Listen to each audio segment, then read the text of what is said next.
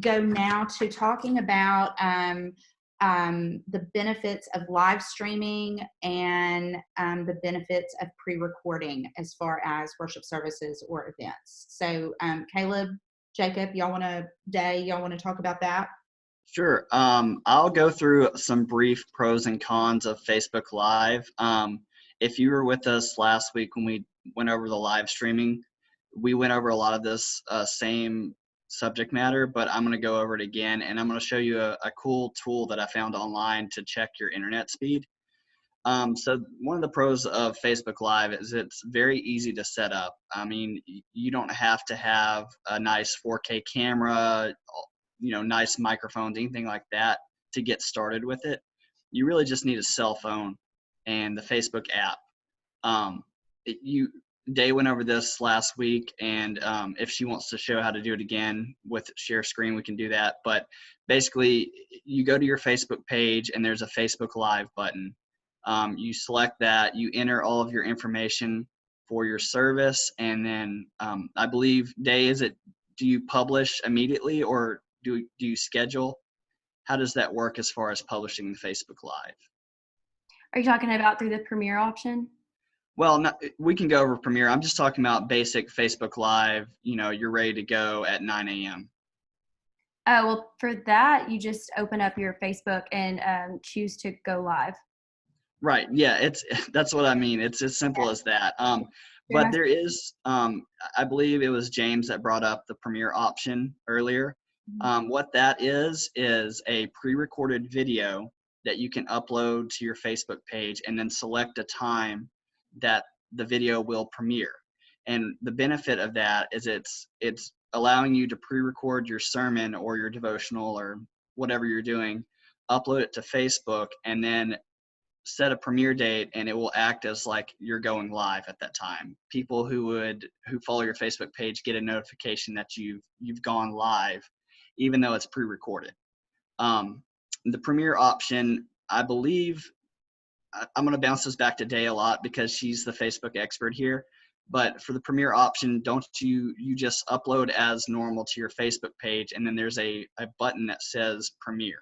Yeah, that's right. I can actually, if you want me to share my screen, I can kind of show a quick process. Yeah, let's do that real quick. I'm not sure if I have a video that's not too big for it, but so you'll go to your Facebook page, under create a post, click photo video. Let me see if I have any videos that, we'll try this one. Okay. So once you do that, you'll type in the title of your video, and then you'll type in a description of it. So afterwards, once it's uploaded, which you can see the upload here, this is going pretty slowly, but we'll see what we can do. So instead of publish now, which you can also schedule, but for this, we're going to premiere. And so to premiere, let's say I want to premiere it the 26th at 9 a.m.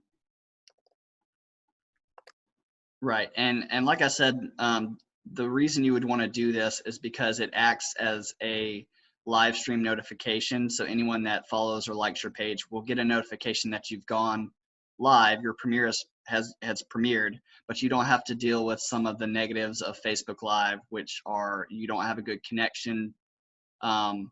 There's some technical issues. We were watching a lot of churches last weekend, and we noticed that probably because everyone was trying to live stream at the same time, lots of churches had technical issues, and that's no fault of yours. That is because the internet was overwhelmed. So many people were trying to use it in your area. There was just an overwhelming amount of people trying to live stream at the same time. So this kind of works around that issue. You can pre-record your sermon and then still have it act as a live stream at the normal time you would have your sermon or your service on Sunday mornings. Now I was going to show you. Can I jump in just a Yes, brief second and say, someone raised a question about whether communion needs to be live or can you preload the blessing of communion. Communion is the one that does need to stay live. We need to keep the theological integrity of that as much as we can in place. So if you're going to do a blessing over the Internet of the Elements, that does need to be live streamed. It does not need to be pre-recorded and loaded up. Someone mentioned about co-streaming on Facebook. That is an option. I haven't done it in a while, so I can't remember. I'm gonna get out of this. Oh, also after you do all this and it's uploaded, you would press publish. But I'm gonna exit out. I can't remember how to, but there is. It's called cross-posting. I'll play around with it and see if I can remember how to do it. Jay, as far as cross-posting, anytime that, because we have the two ARUMC Facebook pages, we have the normal one and then the news page. A lot of times the news page will get a notification saying, do you want to cross-post this? And I've clicked on that before, and I can it's just an option that says yes, cross-post, and you have the option to then share it on your page as if you've uploaded it. That's how I understand it. Here it is. Okay, so because we've also done it with ACCYM too. Right. Yeah. So you're on your page, go up to settings, and then go down to cross-posting on this sidebar. And then you can add a page. What is cross-posting? It's basically like if we were live streaming a video, it gives like ACCYM's page, we could both share the same video at the same time. Gotcha. So then, yeah, you would just enter, say, ARUMC news. And then, yeah, allow ARUMC news. Yeah, so it's pretty easy. Definitely play around with it first. One other thing I want to talk about is after you have live streamed on your Facebook page, it takes a little bit for it to process, but you will get a copy of that video that can stay on your Facebook page for repeat viewing as many times as people want to watch it. So that's also a benefit. It saves your video for you. Now, we had questions. We were talking the other day about if you were live streaming and it crashed, does your video save? Do you still have the ability to save that video even if your live stream goes down? And Jacob, I think you were saying that you don't think it does. It doesn't save the video if your live stream crashes. Is that correct? I was actually, so we talked about this a little bit. Yeah, I was actually incorrect. Facebook should, in theory, keep your live stream going even if you disconnect for internet connectivity issues or whatever. It is only when you click the end live stream button in Facebook Live that it closes the stream out. Now, how that affects recording, I don't know because I've not seen a recording where that's come into play.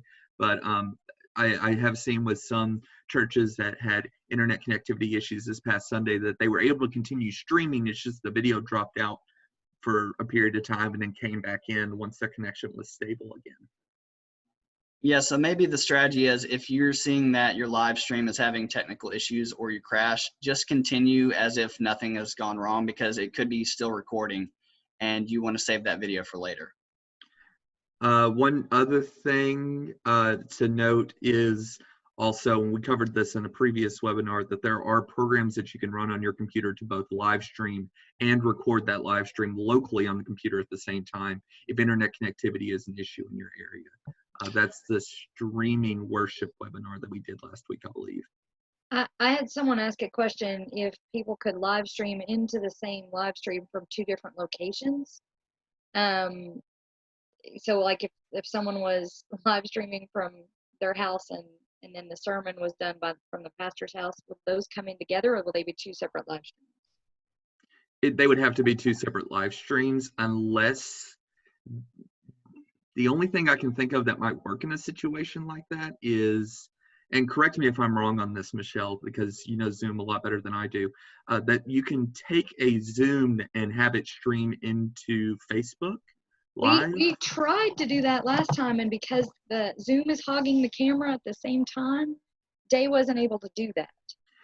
Yeah, see, it's one of the things that it's supposed to work, but I'm not sure how it works. But theoretically, you could set up a Zoom call with a few different people in their own different households and then take that Zoom call and live stream it into Facebook. But I'm not sure how that works. And yeah, I don't know our success rate with that right now. I mean, I would say that probably the easiest way is to pre-record and then set as a premiere.